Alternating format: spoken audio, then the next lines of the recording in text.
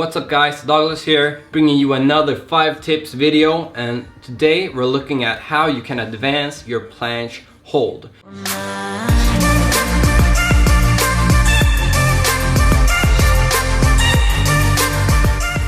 Alright, so the first tip we're looking at is locking your elbows. What do I mean by that? Well, this movement is not a bent arm movement, a straight arm movement. So you want to keep your arms straight at all times. This bending going on here, you don't want that to happen. So I'm gonna demonstrate this by doing a tucked planche hold.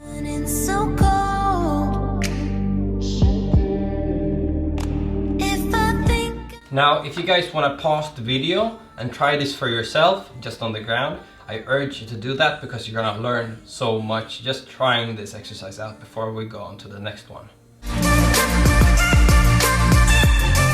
Now this next tip is probably something that most people forget about, which is activating the scapula. What is the scapula then? The scapula is a series of muscles up in your upper back, which you rely on when you're doing the planche to maintain that position. How do you do that? That's what I'm gonna show you right now. Now pay attention to what is actually going on in my upper back as I'm performing this movement.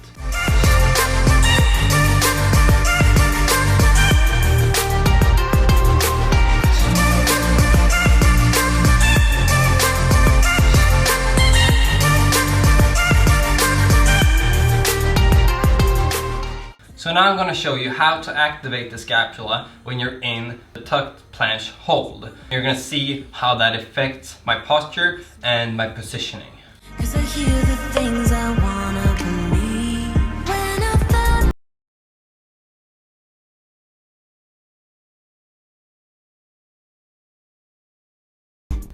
Now the third tip is actually leaning forward. It kind of feels obvious, but I don't think enough people are actually leaning forward into this exercise. And why is leaning forward so important? When you're leaning forward, you're shifting the weight of your body, which makes your lower body lighter than your upper body, which makes your lower body come up into that straddle or full planche position that you want to get to.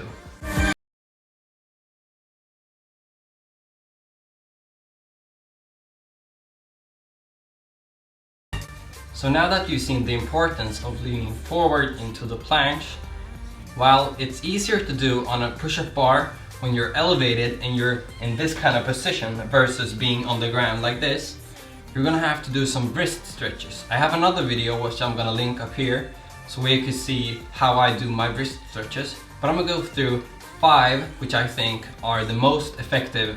So these 5 stretches are super easy and you can do them anywhere. I'm gonna start out with a normal stretch like this.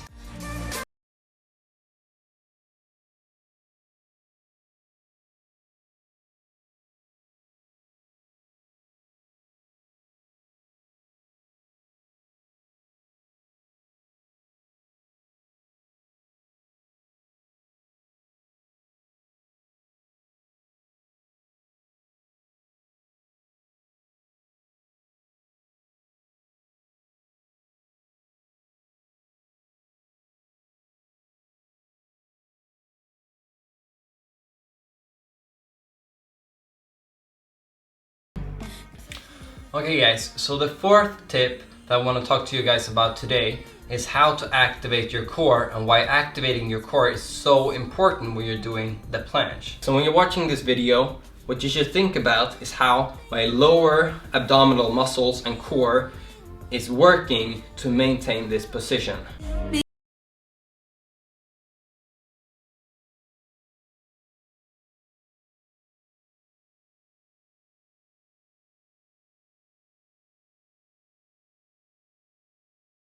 Time under tension is probably the most valuable tip you can get from me today. Holding your specific progression, whether it's the tuck planche or the straddle planche, holding it for a good amount of time and then holding it a little bit longer. That's my best tip because you're really gonna benefit from this.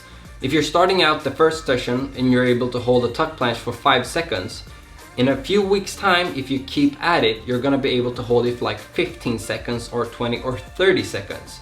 And when you feel like this is easy, I can easily hold a tuck planche for like 45 seconds, then you move up to the next progression and you kind of start over. And you really have to do this until you reach the point where you can hold a good full planche or straddle planche. If you put the time in, you're gonna be able to achieve it, no doubt. Thank you guys for watching, and I'll see you guys in the next 5 tips video. And if you got an idea for an upcoming video, comment below and I'll make sure to check it out. And I'll see you guys in the next one. Peace.